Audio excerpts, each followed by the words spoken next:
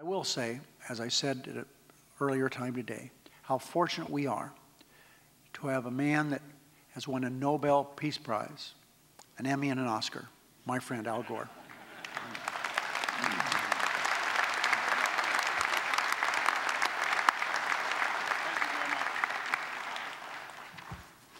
Thank you very much, Senator Reid. Ladies and gentlemen, it's great to be back in Nevada, great to be back in Las Vegas.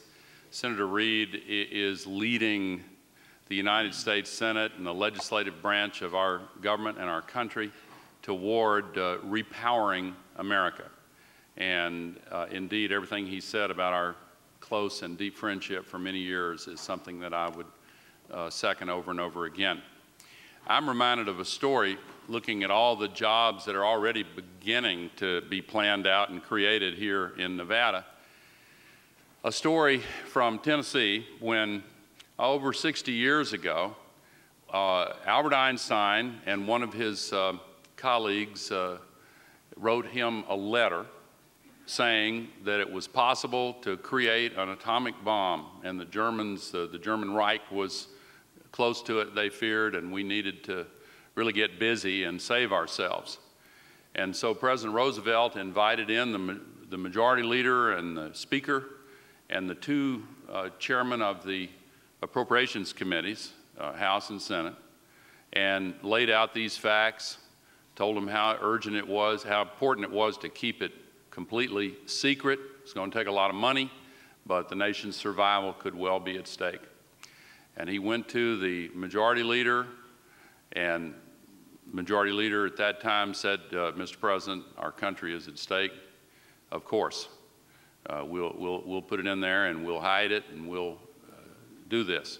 The Speaker gave the same response. Chairman of the House Appropriations Committee gave basically the same response. And then it came to the chairman of the Senate Appropriations Committee, a man named Senator Kenneth D. McKellar. And he said, Mr. President, the future of all civilization may well ride on this decision. Where in Tennessee are we going to build it? And a little place called Black Oak Ridge became Oak Ridge, Tennessee, Oak Ridge National Laboratory. And when the scientists informed the leaders of our country that we need a renewable energy revolution to save our climate and a national smart grid and efficiency and all the measures that we're talking about here, he didn't say the exact words, but I could see him thinking it. Where in Nevada are we going to build it? Now I know the answer, at the University of Las Vegas, right? And other places in Nevada. And indeed, there are lots and lots of good jobs in this effort to repower America.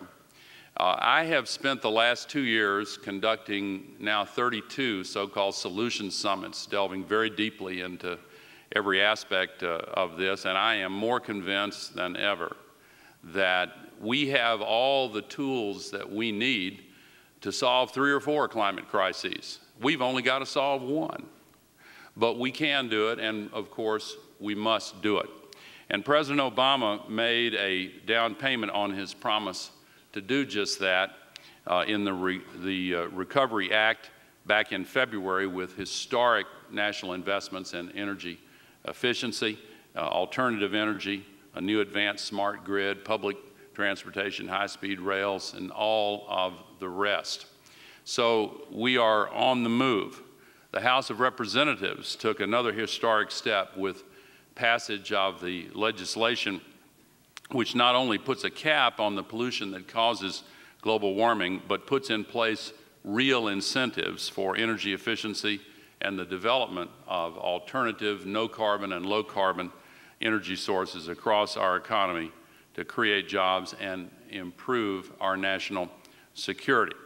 And now the Senate is prepared to take up climate and energy legislation this fall in advance of the global treaty talks in Copenhagen in the first 12 days of December.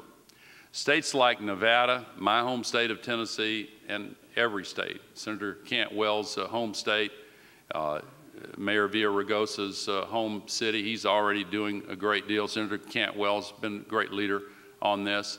And we are so fortunate to have Secretary Chu, Secretary Solis, as a part of this historic effort. Two great leaders, business leaders like my friend Boone Pickens and many others gathered around this table have been very vocal and energetic in moving what is an agenda in the interests of all Americans.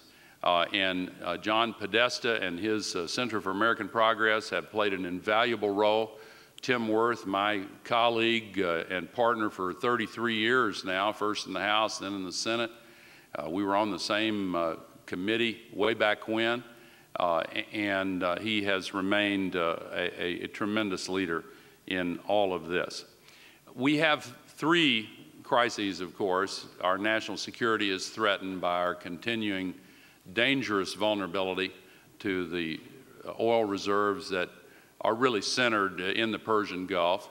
The International Energy Agency just put out its first ever State of the World oil supply just last week and found that the decline in the pumping rate from the 800 largest fields has been going down much more rapidly than had been predicted only a few years ago. We've heard from people who know about these things for several years that there was no transparency and not full candor in exactly what the status of these oil reserves was, and now we're piercing that veil by looking at exactly what's produced under what economic circumstances, and you put that together with the data that is available, and it's very clear that this roller coaster of oil prices going up and down, when they go way up, we get energized and say, oh, we're going to take control of our own destiny and we're not going to let them do it to us anymore. And then they come back down again and we just relax again. President Obama referred to that pattern as going from shock, shock to trance. We get a moment of alarm and urgency, and then the prices go back down and we just relax again. Well, I don't think we're going to follow that same pattern or make that same mistake this time around.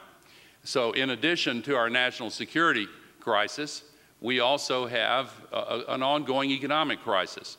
We all applaud the faint signs that the recession may be over, but we know that while the credit crisis is easing, the global recession is still rumbling along and unemployment is still at unacceptable levels, and this recent good news on unemployment may be temporary indeed. So what we need is a national effort to prime the pump and get our economy going.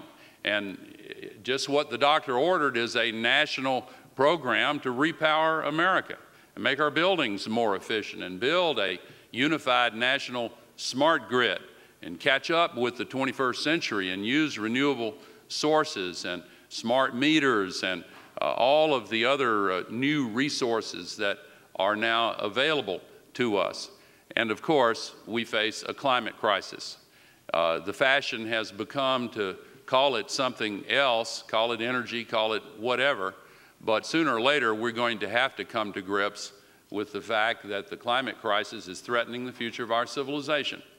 And just because those words sound shrill is no excuse for not saying them. We have to face up to this. We're putting another 70 million tons of global warming pollution into the thin shell of atmosphere surrounding our planet every 24 hours. This is madness.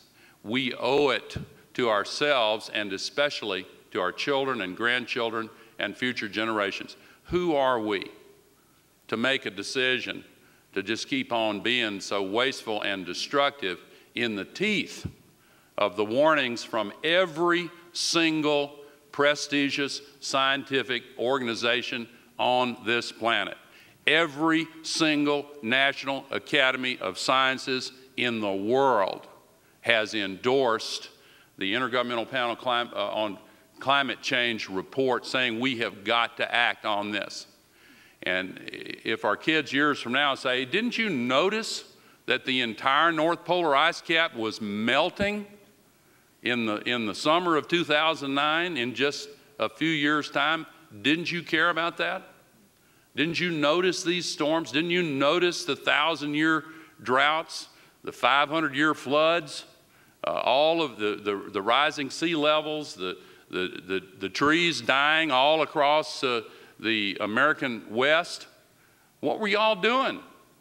Watching American Idol? Or what? Sooner or later, we're going to have to wake up and really take this on for what it is. This is our generation's mandate, mission, and responsibility. And thank goodness that Harry Reid is where he is and that he's brought us all here together to make some more steps in the right direction. And thank goodness that so many business leaders are now getting so deeply involved in this. I look forward to today's sessions. I know that I've got to confine my remarks to 5 minutes, but you can tell I feel pretty strongly about this.